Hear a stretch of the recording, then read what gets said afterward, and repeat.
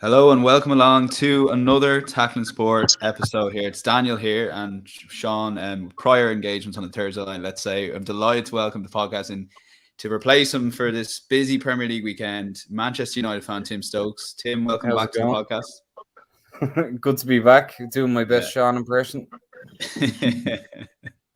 And I'm delighted also because we don't have enough Arsenal influence all of a sudden here. So Cian O'Hannigan. Cian, welcome to the show. It's always a pleasure, Dan. Thanks for having me.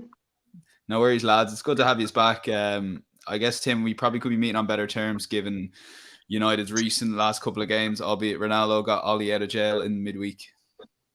Very much so. Yeah, he's the cat with 9 lives, Ollie, isn't he? Really is. Look, if it wasn't for Ronaldo, I was laughed out of it by saying he's the greatest ever, but he just seems to keep coming up time and time again.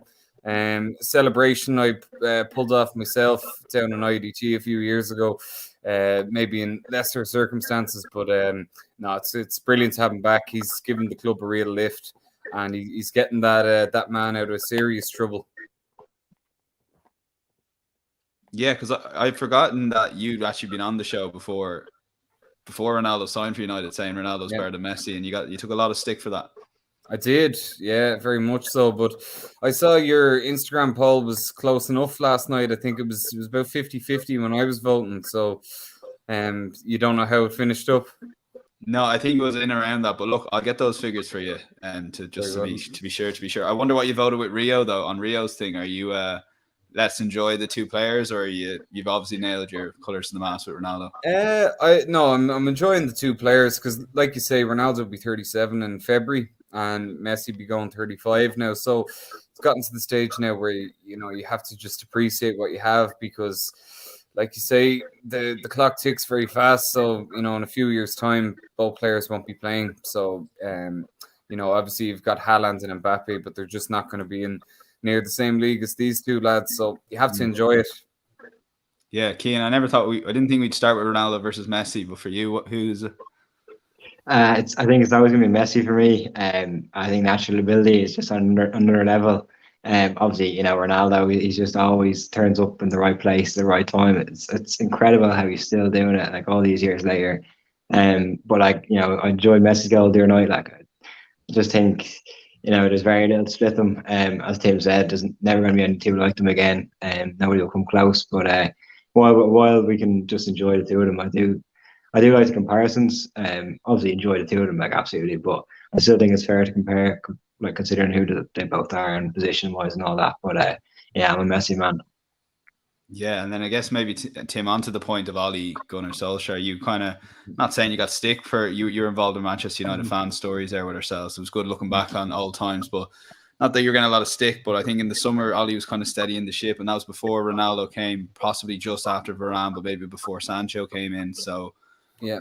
And the start of the season was fairly good until maybe the last couple of weeks it's all become unstuck. Where are you now at? Like, you're probably more Ole out than ever, but like, is there a way you can see Ole working with this team to eventually win a Premier League or Champions League, say, over the next 3 seasons?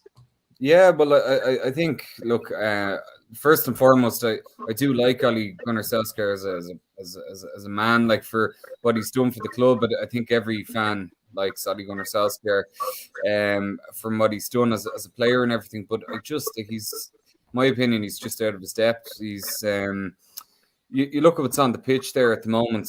You've got, last night you had Bruno Fernandes, Paul Pogba, Cristiano Ronaldo, Jadon Sancho, and Mason Greenwood. There was one tame shot on target in the first half at home to Villareal. So that just is not good enough. And you see now the fans back at the stadium. I've been listening to a lot of forums that are actually saying, for the sake of the club, they're nearly wanting United to slip up, because what's happening is, we've seen it again with Ole. It's the Ole circle, I call it, or the Ole cycle. Because the team is so good on individuals, you're always going to get those moments of brilliance where Pogba or Ronaldo or someone will take turns. So it's a circle where you have one or two bad results, people call for Ollie's head, and then they go out and pull off a great result through a moment of magic or something. But the style of play is just it's so negative, and McTominay and Fred sitting there in the middle with the back four. It's so defensive, and teams are really easily figuring us out. And yeah, do I really see United winning the league this year? No. Or the Champions League? No. So, but then you have to ask why, because he's had 3 years, endless transfer windows, plenty of money. He's got the players he wanted. They're all there. And unfortunately, you just have to look at it and say, he certainly isn't the man, in my opinion, to that I'd see any sort of confidence with going forward for the club. There's no style, there's no clear ideas, there's no imagination really. It's nearly just hope that Ronaldo comes up with something, or Bruno or someone like that. So it's becoming unstuck, and like that, it's only a matter of time. I think the fixtures coming up now over the next few weeks: Liverpool, City, home and away to Atlanta, Spurs away, Leicester away. Like that it's pretty tough. I could see him going, if they don't beat Atlanta and lose a couple of those away games. I think that could be it. Yeah, Cian, for you, maybe in a couple of Tim's points, I think it is interesting that, the squad they have at the moment is probably good enough to chance for the title. Yeah, Tim here thinks it won't be good enough, be it because of the manager. What's your take on that? So I think Tim makes some good points. I think they've definitely built a very good squad there, and that should be close to compete. I don't think they're quite there yet defensively, particularly. I think you got to give Ollie a bit of credit in the sense that I think he's left for the manager that comes in when he eventually gets sacked. He's built a great team for that manager. So compared to where they were when he took over, he's definitely put them in a better position. But he's never going to be the one to take them to the next level. So he's I think he's taken the team as far as he can go. And credit to him for that. At the end of the day, he hasn't won enough trophies and haven't really deserved to kind of be further along than they are. I think that they've while they've been developing, I don't think they've ever really shown true signs of competing with the likes of Liverpool and City. And I just think tactically he's out of his depth when you compare him to Guardiola or Klopp or Tuchel or whatever like that. So I think they're comfortably a top 4 team again, which they weren't when he took over. But now I just think to get the next step, then they got someone like Antonio Conte in, like a serial winner. He could arguably transform that whole team and then take them to that next level. So as I said, Ollie's not the man, but he's built the foundations for the club to go forward and get back to where they were in the past. I would certainly agree with that, Cian, that things have improved. He has done a decent job in that sense of steadying the ship, but like you say, 2013 was the last league win. You're looking at least 9 years now before challenging for a league. Like for a club the size of Manchester United, that's just not acceptable. Same with the getting out of the group stages in Europe. 24 teams last time they got to the quarterfinals. Like that's a long time. I know you're an Arsenal fan, the both of you, but like for top clubs like Liverpool would not put up with that. City would not put up with that. So yeah, it's like you have to start putting the changes in now. I think if you want it down the future, because the next manager will come in will want a couple of years as well. At that stage, the squad starts to age and everything like that. So you've got them all at their peak now. So it's something I would like sooner rather than later. Yeah, that's an interesting point that a lot of the players, like look at Ronaldo, for example, probably 2 or 3 years left. Cian, and something you mentioned was Conte. Cian, like for me, I can't see them getting rid of Ole Gunnar Solskjaer this season, so long as they kind of are in and around the top 4, because I think for the owners and the Glazers, you got to look at the bigger picture here. And given the amount of pressure they were under with the Super League, I think Ollie's almost the 4. He's the front here. He's like the slaughter to the lambs here. Do you know what I mean? It's like he's going to take all the blame here. Nobody's talking about the Glazers, given the transfer activity and all that. Yeah, well, that's the thing. He has kind of taken a back seat a bit. Like he's kind of taken the light off them, as you said there, which is actually pretty huge, and it's helped the club in so many ways, and in terms of improving and the whole morale and the whole squad and everything, and just the whole atmosphere within the fans and everything like that. So yeah, as I said, he's done a great job in that sense, and I think he has served his purpose for what he could do. I think they've spent the money, they've put obviously invested in like Ronaldo. Obviously, he's on big money. They've got Varane in likewise. So like they are investing in the squad and like backing them still, which is a big sign. I think it's too early in the season to be backing a manager like that much. Like as that much, and then basically get rid of him too soon. So I said I think you're right. I think it'll be Christmas at least before he's under any massive real pressure from the board. But I mean, it does look pretty bleak at the moment. But having said that, even looking at it, like, and come back to Arsenal, like, they were so poor the first few weeks, and everybody thought they were down and out, like, and then a few weeks later, it's all happy days again. So things change so quickly. So to get a few good results next thing, everybody be singing all these praises again, like. Well, everyone maybe except Tim, but like Tim, like United Everton this weekend, and something Cian touches on, like, there was a moment, the celebrations after that Villareal goal, Ole Gunnar's celebration. I think it was Alex Telles was hugging him. I don't know why he ended up being the first man to hug Ole Gunnar, but look, probably could give him the game. Yeah, maybe. And Donny van de Beek getting escorted off by a steward. But it was just that kind of buzz kind of back with United, albeit in a terrible performance. There was that good feel factor. Yeah, it's like, I want to get across. I would like Solskjaer to succeed. Like, I'm not one of those bitter fans. No, James Mode is nothing but a moan about like his club and everything, and it's all doom and gloom. Like, I really enjoyed obviously Ronaldo scoring in the last minute. It's brilliant and great to see the fans back giving a lift. I think Ronaldo alone has brought a new sense of fulfillment and excitement and buzz around the place. It's an atmosphere is back, and that comes with the fans being back. But to have a player like Ronaldo at the club now is brilliant. I just, like, it's just papering over the cracks a bit, because like that, Villareal could have been 3-up in the first half. De Gea made a couple of great saves, got man of the match, which is always a telltale sign. And Villareal didn't take their chances early on. And it can, like, they're the margins in football. You take your chances. Like, the game could have been dead and buried, and it would be a completely different conversation. But what comes out of the game is Ronaldo last minute goes nuts in the Stretford end, and everyone's happy. But it's how long you can keep getting away with that is my kind of concern going forward, because it's one step forward, 2 or 3 back.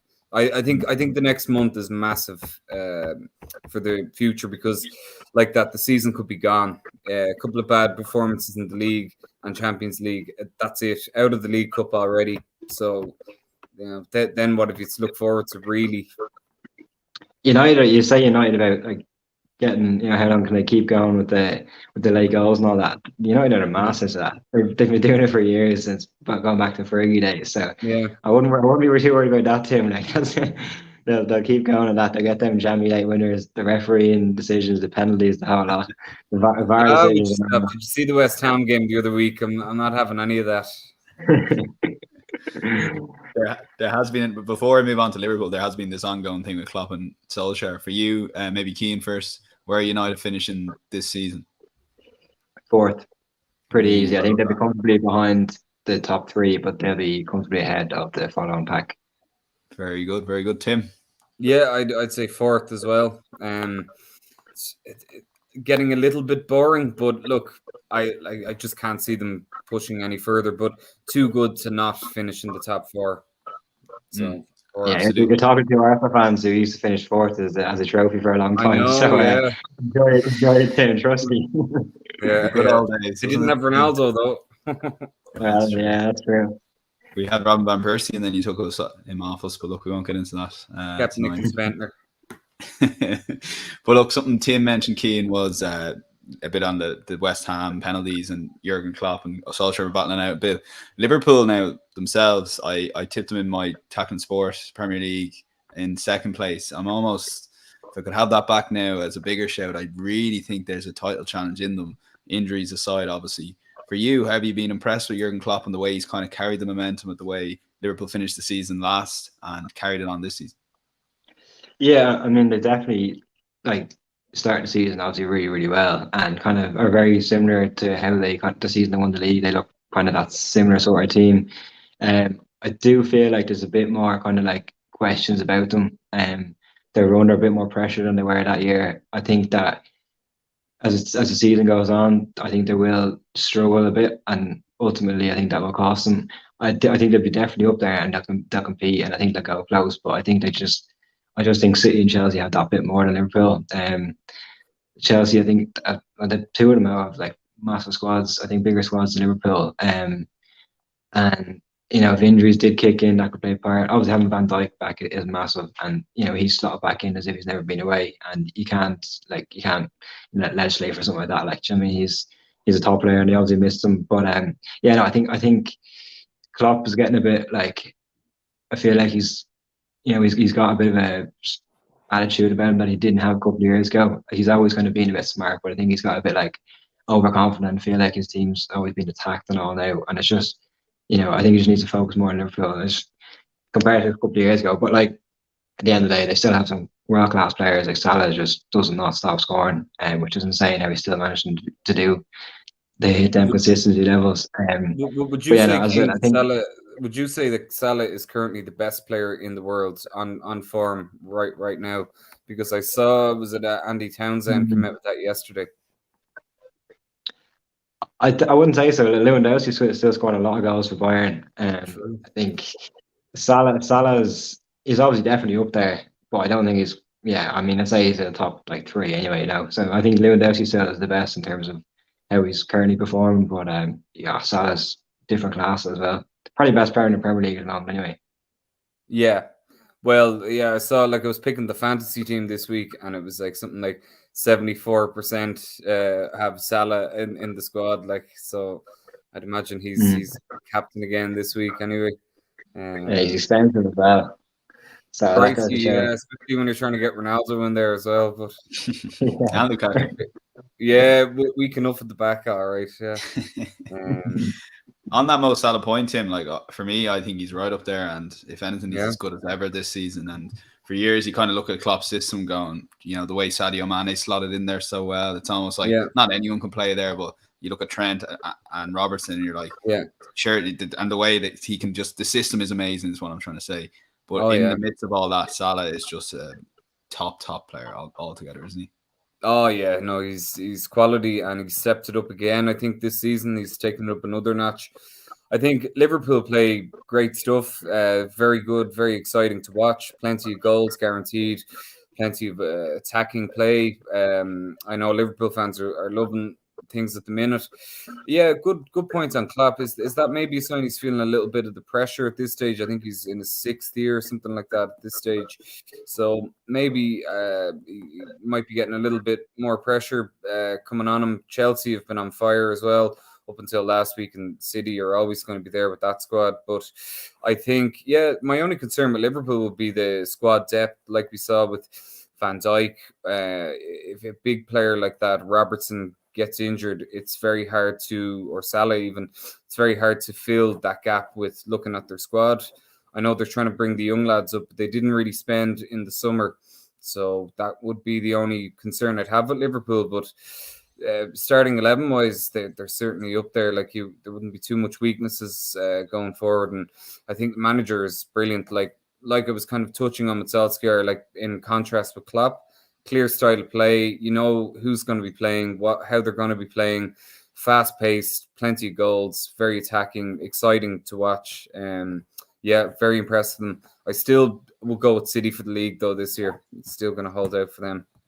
Yeah, their squad is superb. Key, and maybe looking at that Liverpool City game, and Tim touched on the injuries in the starting 11. Trent's out for the next 2 or 3 weeks at least, so already you're looking at Liverpool are going to play Milner there, maybe I don't know, Joe Gomez there perhaps, but it's already, they're just a little bit short in that right back area, which if you think about Jack Grealish going up against that right back, then suddenly you're thinking of a completely different game. Yeah, well, I think that's what, the problem is for Liverpool. Obviously Trent is such a big player for them. Honestly, incredible some of the passing that fella can do. But as I said, who's going to come in? In fairness to Milner, he always does a very solid job. Obviously, you won't get the same fairness to Milner. You got an assist there the other day in Champions League, but I'd say you're going to throw him in. I think he'd do a great job on Grealish, as you said, because he just knows, he's just so good at reading the game. He just knows the game so well. But obviously, they're going to be going forward. They're going to lose a lot of the creativity, I suppose, coming from that side. So.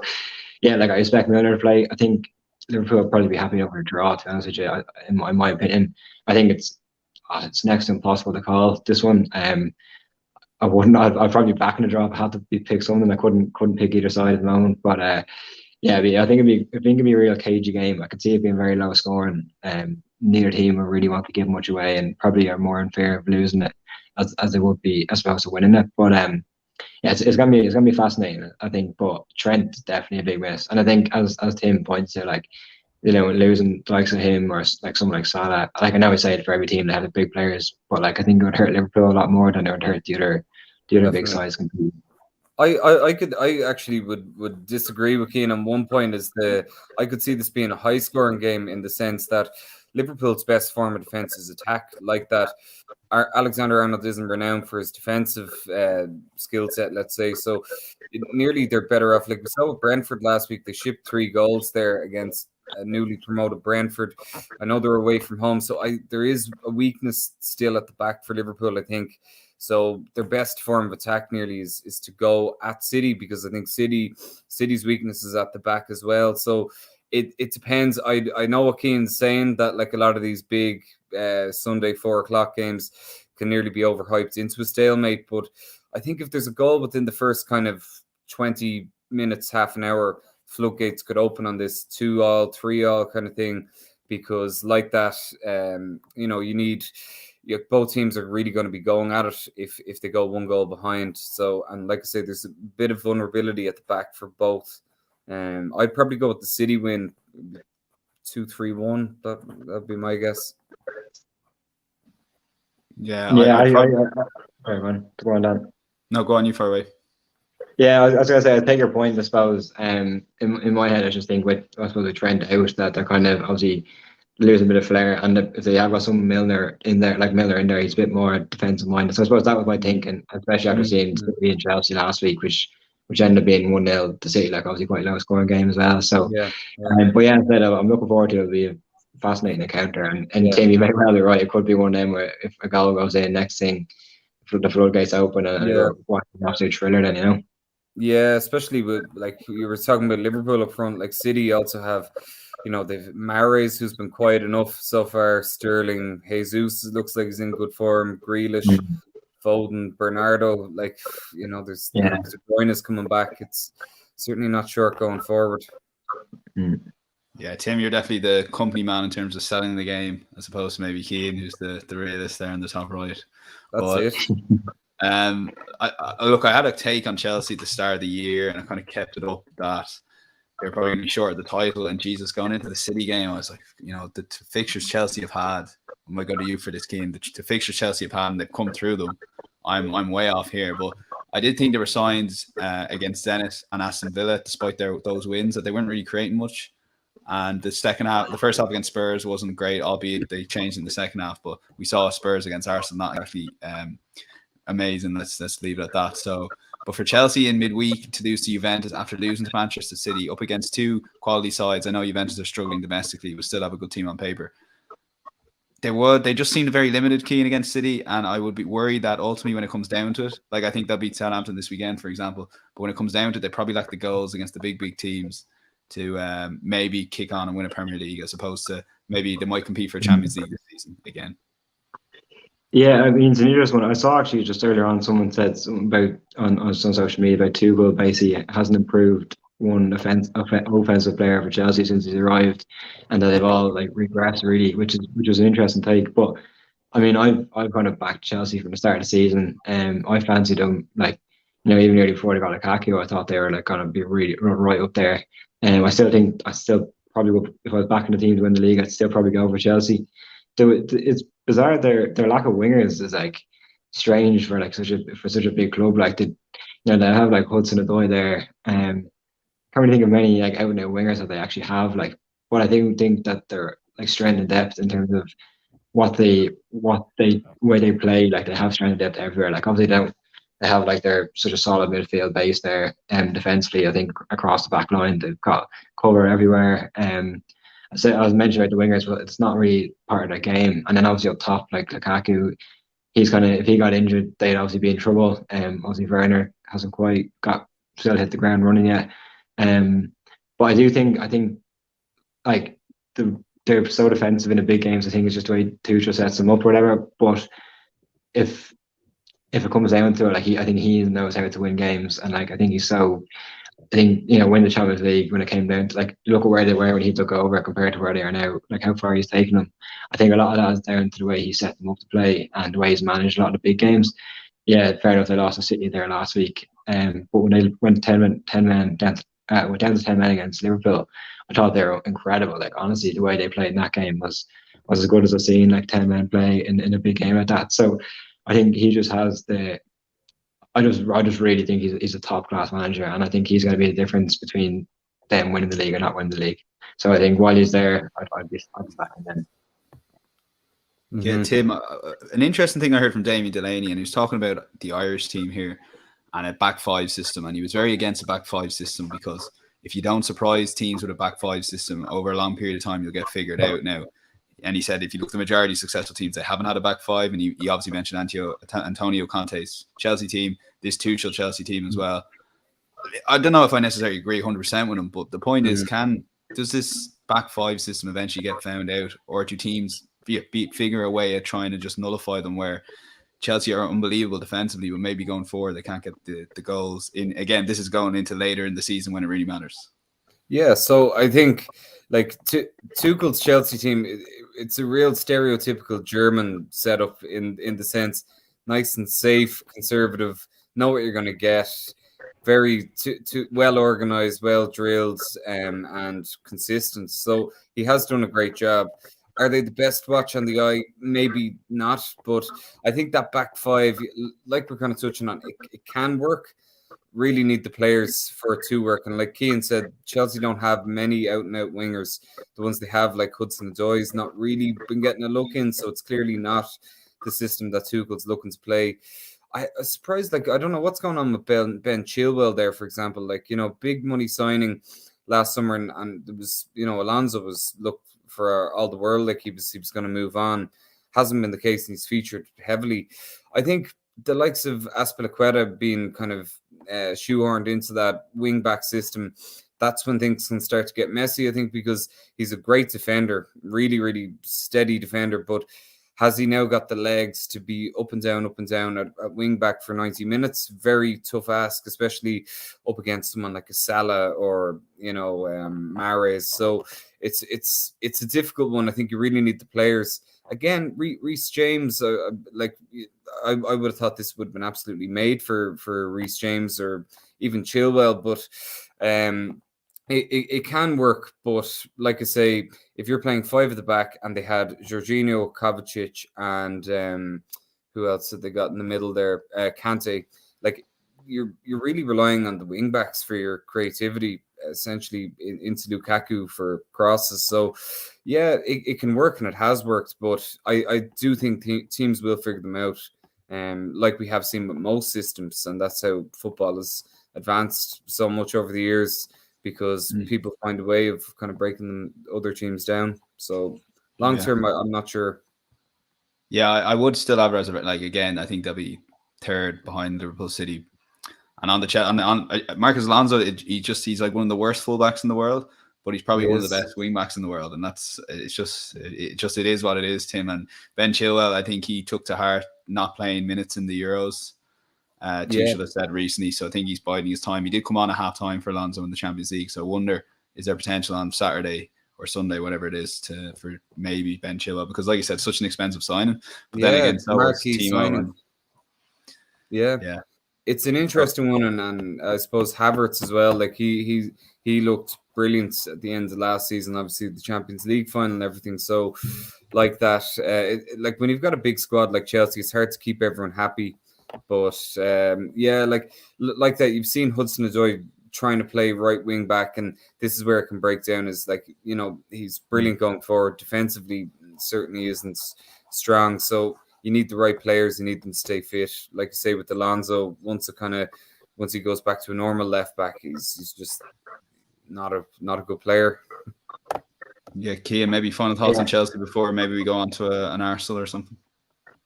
Yeah, I think it's an interesting one. Like Alonso is like playing so well at the moment. Like he's essentially undroppable. And like if Chilwell has come back and hasn't been, himself, then like there's no, regardless of the price there's no debate about who should be in there. Like I think what Alonso gives obviously the set pieces, like not only can he take free kicks, but from actual corner deliveries, he's actually very good in the box and in the air as well. So like he gives it out in both boxes to go with it. So I can understand like why he's playing. I am a big Chilwell fan now, but yeah, I think overall, like I think Chelsea, like Mason Mount and Havertz, like if they can kind of start, playing with each other kind of a bit better and improve and kind of get their creativity, like get a service into Lukaku, and then I think there'd be a tough team to stop overall. Mm-hmm.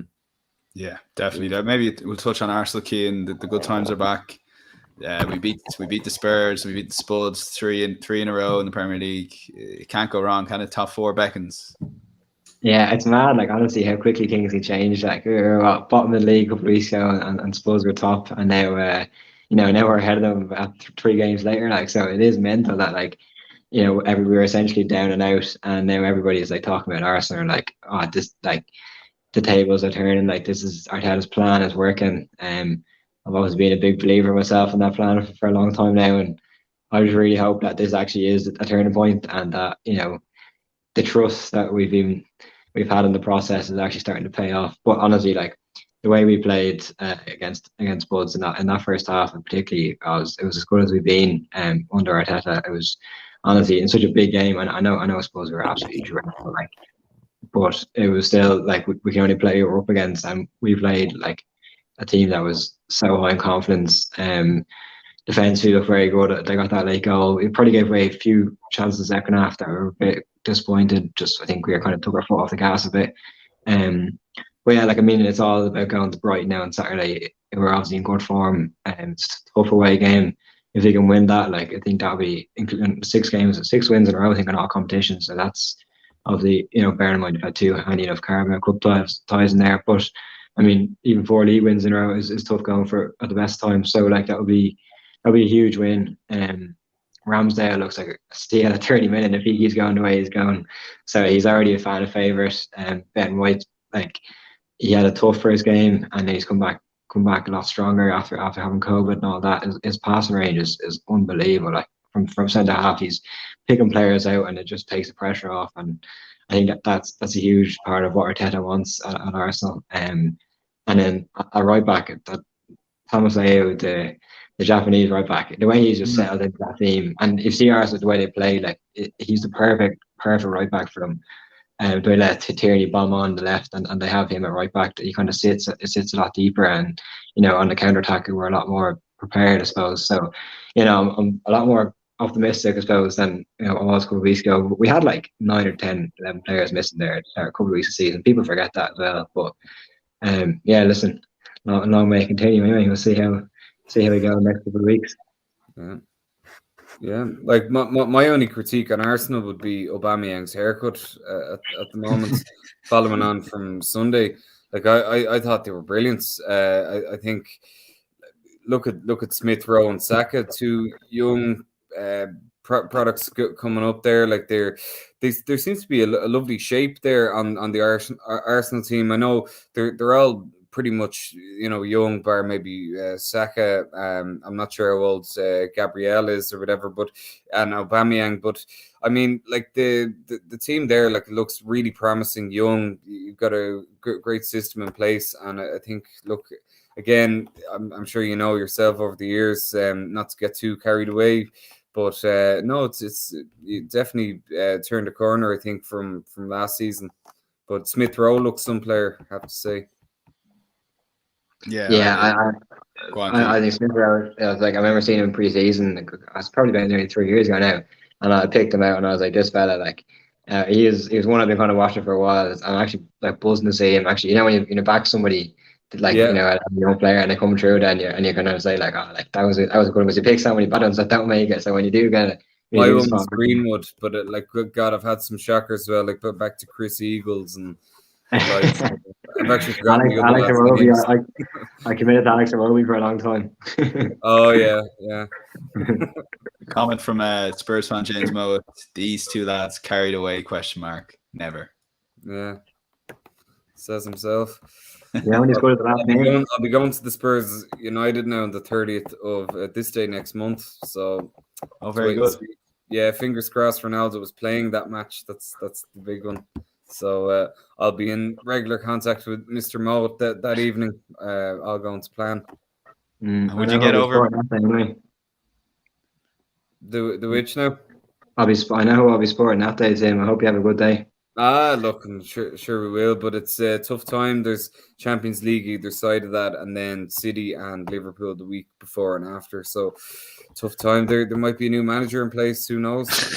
There definitely won't be, Tim. He's staying for the foreseeable. Yeah. Any final lads? I wanted to kind of keep this around the 40-minute mark, but any final takes? It could be your own clubs, United, Arsenal, or the Premier League in general. Because I do have to say, I not that I was dreading the season, but I was like, the Euros were great. There's a lot of sport on. I was happy and content without the Premier League, and it came back too quick for me. But after a couple of days, I was hooked on this everlasting Premier League journey, Tim. But for you, it's great to have it back. It's great to be on. And now we're going to end next week down with an international break just to kind of spoil everything. I know, it's classic, isn't it? But look, I think Ireland's is for another day. Certainly not getting into that now. It's that's mad tonight with Mr. Kenny. Yeah. Look, it actually has been great to watch. I mean, it's been interesting to see some players coming in hitting the ground as expected, others a little bit slower. I don't know what's happened to Harry Kane. His form seems to be way off. But look, yeah, I know. I'm sure you're devastated to be seeing that. It's been an interesting one so far. Brentford look very strong as well. And I think Brendan Rodgers could be the most underrated manager out there at the moment. The way he has that Leicester team playing time and time again. So, look, only time will tell. On the fantasy football note, I'm going with the wild card this week, and Lukaku captain is the tip. And Tim, whereabouts are you roughly in the? You don't have to reveal your overall rank, but roughly where are you in the Tackling Sport League? No, in the overall. Oh, geez, I don't know. I just know in the Tackling Sport League, I'm about 2,000 out of about 5,000. So I couldn't believe the entrance that in the league there. So it took off. I think I'm around 200, which is actually very good. Are you? 99,000. I'm really taking it seriously this season. Well, I didn't recognize one name in the top 200, so I stopped looking. Cian, for you, any good takes? I think the Harry Kane's a good one. Will Leicester now? Brendan Rodgers, this is, I think, it could be very season defining or club defining or spell defining for Brendan Rodgers, given the Europa League, and they lost there tonight as well. But there's a lot of good teams. Brentford have done well, as Tim said. Villa just seem to be going about their business. West Ham, there's a lot of Everton as well. Obviously, big game Saturday as a result away to United. Yeah, I think obviously as I mentioned, Leicester losing tonight. I think this season Leicester actually fall away a bit. I think they're gonna. The Europa League will take its toll, and they haven't really started the best in terms of results wise anyway. So it'd be interesting to see how that carries on. How long can Vardy do it for? Every season I doubt Vardy. I was like, this is the season he slows down.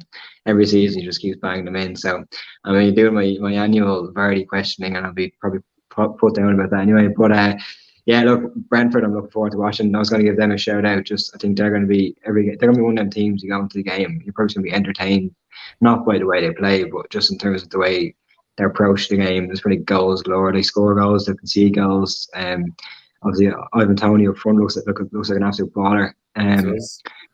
Yeah, so I mean, it'd be interesting to see like Villa. I really fancy. I think they're going to have a strong season. In Leeds, are an interesting one. They've started really poorly and kind of gone under the radar a bit. In the sense that I think they're in the bottom three. I think they're 18th at the moment, which is really poor. And I think they'll have a bit of second season syndrome in a way. Don't think they'll go down now, but yeah, they'll be kind of interesting how it goes on. But look, Everton, good start. I was hating on their summer signings. I thought they were an absolute joke. But they've proved me wrong so far. Rafa's kind of done a good job. But overall, I think it's actually been a really enjoyable season so far, and I think it's going to be a really good title race come the end of the season. Even the bottom three is unpredictable, so I'm expecting big things. Would you expect Leeds to kick on from where they are at the moment? I don't think they'll go down, but I think they'll finish in the bottom 6 or 7 teams anyway. I think they're probably fairly comfortably stay up when it comes to the last 2 or 3 games of the season, but I think that they'll be, I think they'll definitely struggle overall. Because I think defensively they just can't defend. They're great to watch, but some of the defenders just shambolic. And it even was last season, but they got away with it because they were so good going forward. But you could just can't defend like that for like, you know, and get away with it for so long. So yeah, no, I'm looking forward to seeing it. So yeah, we'll see how it goes. Shout out to Crystal Palace, Patrick Vieira as well, doing a great job so far. And we're watching, myself and Cian are watching, I've forgotten the name of it. When Eagles Fly, isn't it? When Eagles Dare, I think, isn't it, or something? Yeah, I should know. When the Eagles Dare, Amazon. yeah. Very good though. When Eagles Dare, you're right. Yeah. Very one episode in, very good. And yeah, so that you see the table there on YouTube, as we said. Brighton have obviously started very well. But lads, listen, thanks a million. That's been a great 40-minute roundup. My thanks to Cian O'Hannigan and Tim Stokes for joining me on this Tackling Sport podcast. Cheers, man. Thank you very much. And for those listening, get us on social media at Tackling Sport, TikTok, Instagram, LinkedIn, Facebook. We're everywhere, plastered everywhere, all over the place. But we really appreciate the support for the podcast. Everyone listening on Apple, Spotify, Castbox, and all the other good podcast platforms out there. And if you're watching this live, you can get there. The full episode will be out tomorrow morning on those podcast platforms. But now, thanks a million for watching and have a great weekend. Enjoy the football, and we'll chat to you on Monday.